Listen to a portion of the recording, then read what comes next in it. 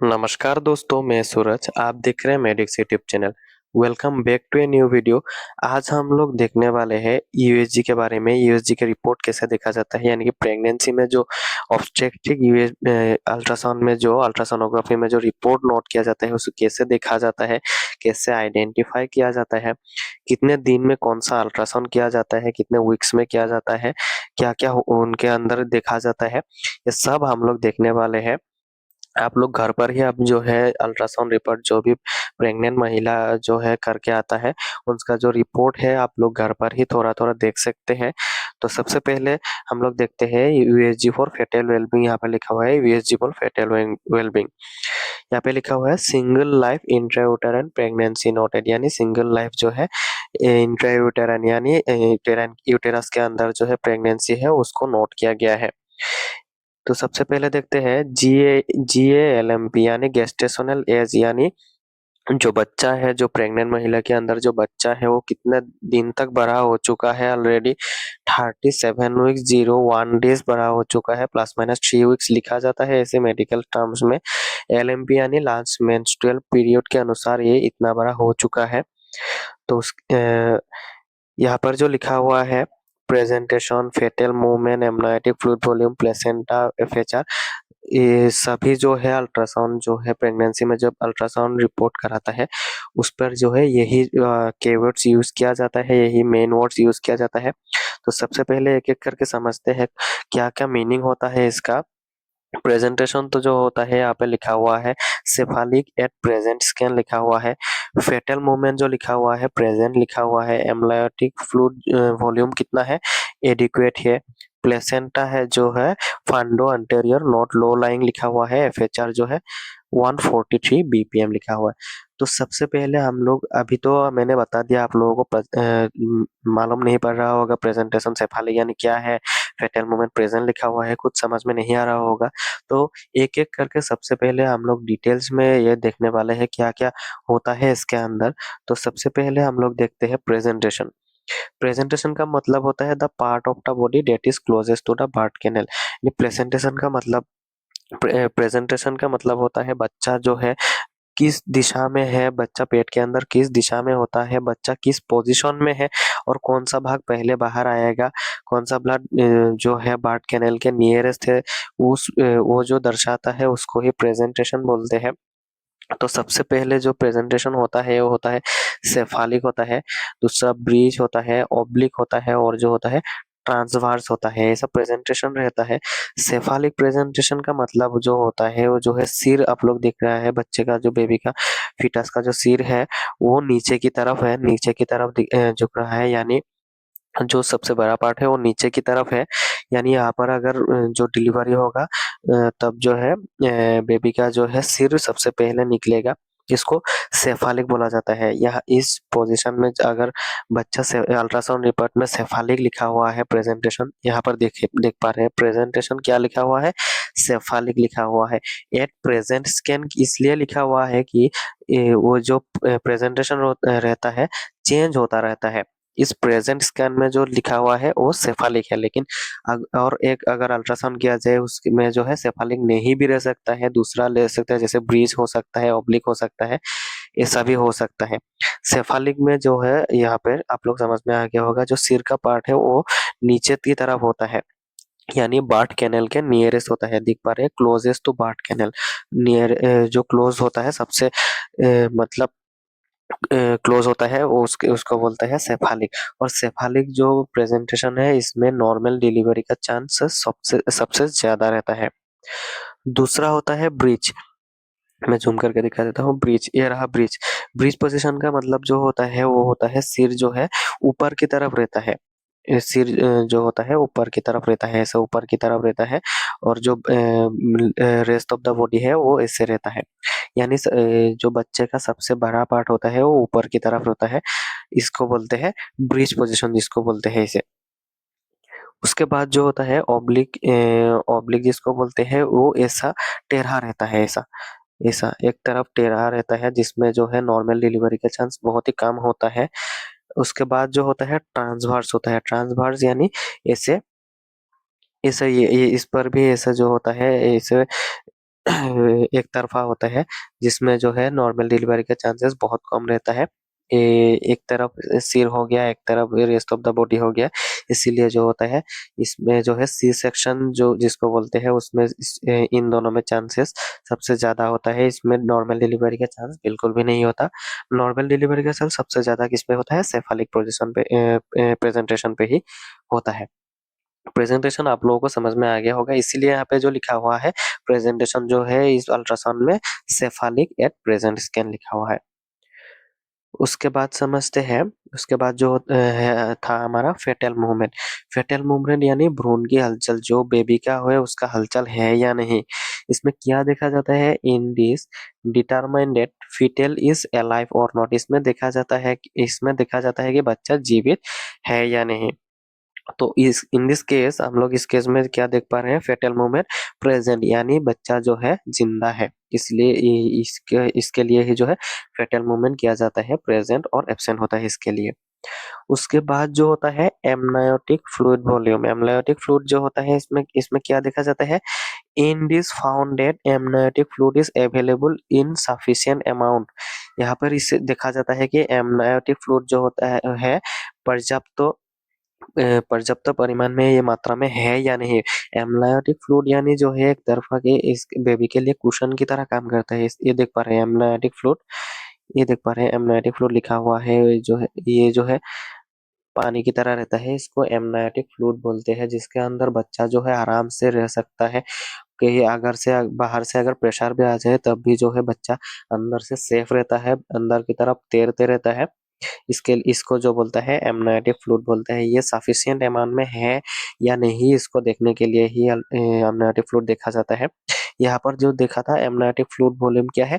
Adequate है, यानी पर्याप्त मात्रा में एमनायोटिक फ्लूइड प्रेजेंट है अल्ट्रासाउंड के अंदर। यहाँ पर अगर एक सवाल मन में आ सकता है, अगर एमनायोटिक फ्लूइड वॉल्यूम एडिक्वेट नहीं है, कम है, तो उस पे क्या लिखा आएगा? ओलाइगो, यहाँ पर जो लिखा आएगा ओलाइगो हाइड्रोएमिनोसिस लिखा आएगा। ओलाइगो यानी कम होता है और हाइड्रोएमिनोसिस यानी जो होता है एमनायोटिक फ्लूइड होता है उसको दर्शाता है, यानी लो एमनायोटिक फ्लूइड, इसको लिखा होता है ओलाइगो हाइड्रोएमिनोसिस। और अगर बहुत ज्यादा है तो पॉलीहाइड्रोएमिनोसिस भी लिखा हो सकता है। उसके बाद देखते हैं प्लेसेंटा पोजीशन। प्लेसेंटा पोजीशन क्या होता है? Placenta position means where the placenta is located inside the uterus. Placenta position में क्या होता है? प्लेसेंटा किस दिशा में है, यहाँ पे लिखा है। प्लेसेंटा पोजीशन का मतलब है गर्भाशय के अंदर प्लेसेंटा कहाँ स्थित है, कौन सी पोजीशन पे स्थित है, उसको देखते हैं। यहाँ पर देख पा रहे हैं प्लेसेंटा पोजीशन क्या क्या होता है। एंटीरियर होता है, पोस्टीरियर होता है, फांडल होता है और प्लेसेंटा प्रीविया होता है। एंटेरियर यानी यहाँ पर प्लेसेंटा इस तरफा अगर हो गया है, इन साइड पे है, तो प्लेसेंटा जो जिसको बोलते हैं एंटेरियर बोलेंगे। अगर इस साइड पे है तो उसको बोलेंगे प्लेसेंटा पोस्टेरियर। अगर ऊपर की तरफ होता है तो उसको बोलते हैं फांडल बोलते हैं। और अगर नीचे की तरफ है बोलते हैं प्लेसेंटा प्रीविया। इस कंडीशन में बहुत ज्यादा दिक्कत होता है, बहुत ही बीमारी होता है, उसके बाद बहुत ही मेडिकल जो है टेस्ट किया जाता है इसके लिए। एक तरफा बीमारी की तरह ही होता है। और ये तीनों जो है वो नॉर्मली होता है, एंटीरियर पोस्टीरियर फांडल जो है नॉर्मली होता है। यहाँ पर हम लोग देख पा रहे हैं प्लेसेंटा क्या है लिखा हुआ है, फांडो एंटेरियर नॉट लो लाइंग लिखा हुआ है, यानी ये फांडो एंटेरियर होता है। यहाँ पे फांडो एंटेरियर फांडल पोजीशन ये बोलते हैं, थोड़ा सा फांडल पोजीशन है, थोड़ा एंटेरियर है, इसीलिए इसको मिलाकर बोला है फांडो एंटेरियर बोला है। उसके बाद देखते हैं बीपीडी, इस पे हम लोग देखेंगे। यहाँ पर तक हो सके। और जो एफएचआर है इसको क्या बोलता है? फीटल हार्ट रेट बोलता है। फीटल हार्ट रेट जिसको बोलते हैं, यहाँ पे कितना है? 143 बीपीएम फीटल हार्ट रेट है यहाँ पे। उसके बाद देखते हैं बीपीडी, एचसी, एसी और एफएल देखेंगे। यहाँ पर बीपीएम यानी बीट्स पर मिनट होता है। यहाँ पर आप लोगों के मन में क्वेश्चन आ गया होगा कि बीपीएम क्या है, या बीपीएम यानी 143 बीट्स पर मिनट। उसके बाद हम लोग देखने वाले हैं, यहाँ तक तो हम लोगों का समझ में आ गया है। उसके बाद जो होता है हम लोग जो है शॉर्ट फॉर्म में लिखा हुआ है, इसको देखेंगे। सबसे पहले जो है बीपीडी है, एचसी है, एसी है और एफएल है। या इसका मतलब क्या-क्या हो रहा है, आप लोगों को मन में सवाल आ रहा होगा ये क्या-क्या बोल रहा है, तो उसको हम लोग जो है डिटेल में हम लोग देखेंगे। सबसे पहले देखेंगे बीपीडी के बारे में। बीपीडी यानी क्या होता है, बाइपेराइटल डायमीटर। नाम से आप लोगों को, बहुत सारे स्टूडेंट को नाम से ही पता चल रहा होगा बाइपेराइटल डायमीटर मतलब क्या होने वाला है। अब हम लोग देखेंगे बीपीडी यानी बाइपेराइटल डायमीटर में क्या है, measurement of the distance between the two sides of a developing baby skull. इसमें जो है, इसमें बच्चों की सर की हड्डी के एक सिरे से दूसरे सिरे तक लंबाई नापा जाता है। यहाँ पर एक सिरे से दूसरे सिरे तक जो है कितना लंबाई है, उसको ही जो मेजरमेंट जिसको बोलते हैं, उसको ही बोलते हैं बाइपेराइटल डायमीटर बोलते हैं, बीपीडी यानी। आप लोगों को समझ में आ गया होगा। वीडियो थोड़ा लंबा ही जाने वाला है, लेकिन एक-एक पार्ट, इसके एक-एक लाइन जो है बहुत ही इम्पोर्टेंट है, इसीलिए मिस मत कीजिएगा, वीडियो को स्किप मत कीजिएगा, एक-एक लाइन ध्यान से सुनिएगा। बीपीडी मतलब आप लोगों को फिर समझ में आ गया होगा, बाइपेराइटल डायमीटर।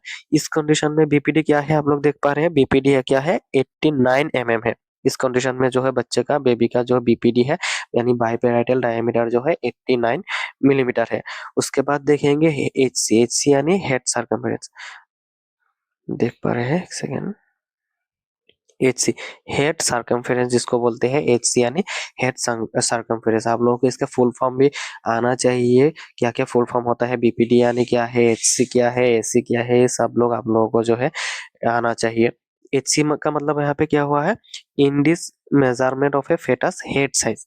इसमें जो है फेटस यानी बेबी का जो है सिर का साइज मापा जाता है।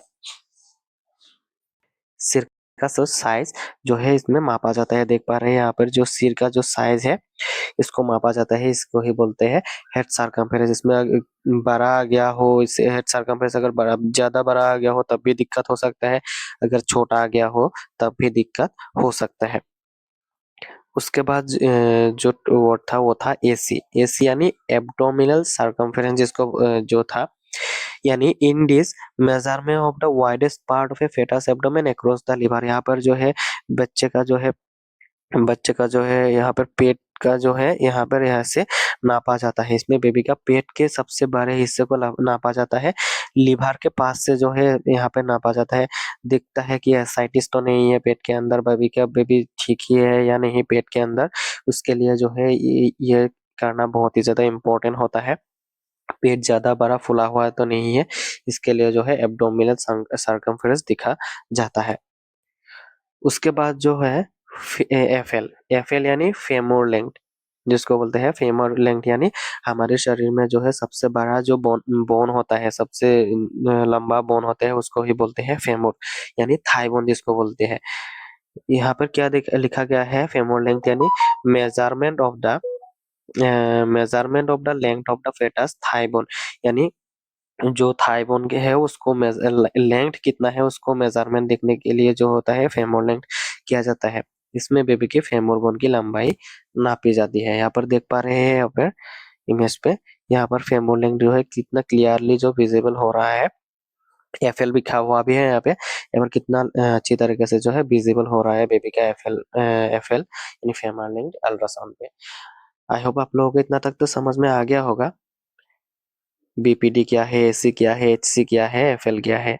इस कंडीशन में बीपीडी 89 मिलीमीटर है, एचसी जो है 227 mm है, एसी जो है 293 mm है और एफएल है 65 mm होता है।